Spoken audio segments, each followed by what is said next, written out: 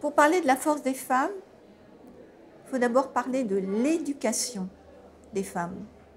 Parce que pour que les femmes aient la force, enfin d'ailleurs, qu'est-ce que ça veut dire exactement la force? Est-ce que c'est l'énergie? Est-ce que c'est un peu vague? L'éducation, où est-ce qu'on en est dans cette éducation? Ce qu'on a pu entendre tout à l'heure lors de la conférence, c'est que des millions de femmes ne sont pas encore éduquées aujourd'hui. Dans la mesure où elles ne sont pas éduquées, elles acceptent, et c'est étrange d'ailleurs, parce que j'avais de drôles d'images dans la tête en écoutant tout ça. Je me disais, mais pourquoi il n'y a pas de rébellion? Alors naturellement, s'il y a des rébellions face à Daesh, naturellement on est tout de suite assassiné, je le sais bien.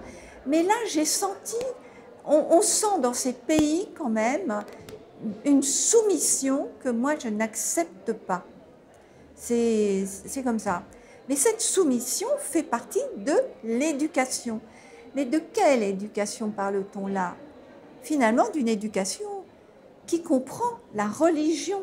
C'est la religion qui nous mène à la soumission.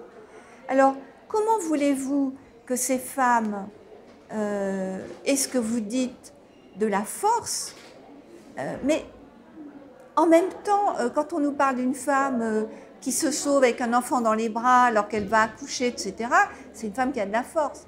Donc il y a quand même en nous, dans la femme, quelque chose qui fait que, comment expliquer qu'il y a une solidité, une espèce de rage d'être.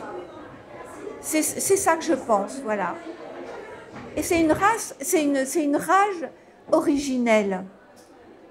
Je pense que ce qu'elle a en elle, c'est ça. Maintenant, si on lui donne de l'éducation, ben, elle en aura encore plus.